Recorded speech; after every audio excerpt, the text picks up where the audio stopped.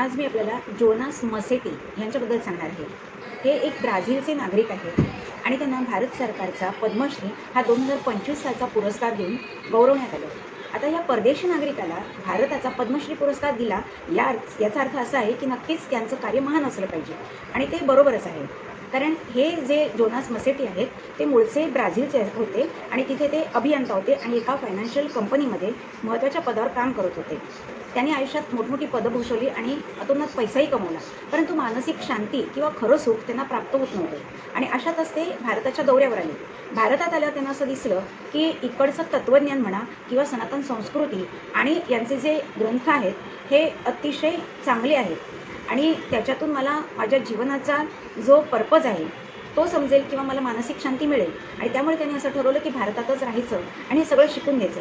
पण आता हे सगळे ग्रंथ जे होते म्हणजे भगवद्गीता, वेद किंवा उपनिषदं की त्यांना संस्कृतमधूनच समजून घ्यायची होती. त्याचं इंग्रजी भाषांतर असलेले ग्रंथ त्यांना अभ्यासायचे नव्हते आणि त्यामुळे त्यांनी काय केलं तर तामिळनाडू जिल्ह्यातल्या कोइंबतूर इथल्या अनेकट्टी या गावात जो स्वामी दयानंद सरस्वती यांचा आश्रम आहे आर्ष विद्या गुरुकुलम, इथे ते राहिले आणि प्रथम ते संस्कृत भाषा शिकले आणि त्यानंतर त्यांनी या ग्रंथांचा म्हणजे वेद, उपनिषद, भगवद्गीता याचा अभ्यास केला आणि त्यानंतर त्यांना असं कळलं की आपल्या जीवनाचं सार आपल्या मानसिक शांततेत आहे.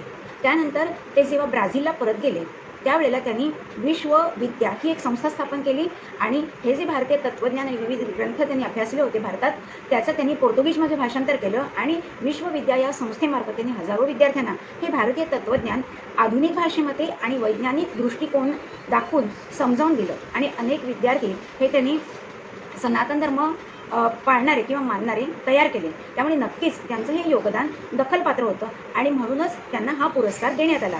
इथे त्यांना आचार्य विश्वनाथ या नावाने भारतामध्ये ओळखलं जातं. ते जेव्हा पुरस्कार घ्यायला आले होते त्यावेळेला सुद्धा ते गुरुकुल परंपरेनुसार गुरूंचा जो पारंपरिक वेश असतो त्याच वेशात आले होते आणि त्यांनी पुरस्कार स्वीकारल्यानंतर कृतज्ञता व्यक्त केली. संस्कृतमध्ये थोडं ते बोलले आणि इंग्रजीमध्ये बोलले. त्यामुळे आपल्याकडचे जे पुरोगामी लोक आहेत किंवा इंडिया आघाडीतले खास करून लोक आहेत ज्यांना सनातन धर्म हा एखाद्या रोगासारखा वाटतो आणि तो मुळासकट उपटून टाकावा अशी भाषा करतात, त्यांच्या डोळ्यात हे अंजन घालणार आहे आणि त्यामुळेच आपली संस्कृती किती महान आहे हे परदेशातल्या नागरिकांना कळले. पण आपल्या इकडचे कपाळकरंटे लोक मात्र आपल्या धर्माला दोष देत आहेत आणि नावं ठेवत आहेत. तर आपण बाकीच्या लोकांनी मात्र हा त्यांचा समज खोडून काढला पाहिजे आणि आपलं तत्त्वज्ञान अधिकाधिक आत्मसात करून ते आपल्या पुढच्या पिढीपर्यंत नेण्याचं कार्य केलं पाहिजे. व्हिडिओ आवडला असेल तर लाईक करा, शेअर करा आणि न्यूज परामर्शला सबस्क्राईब करा.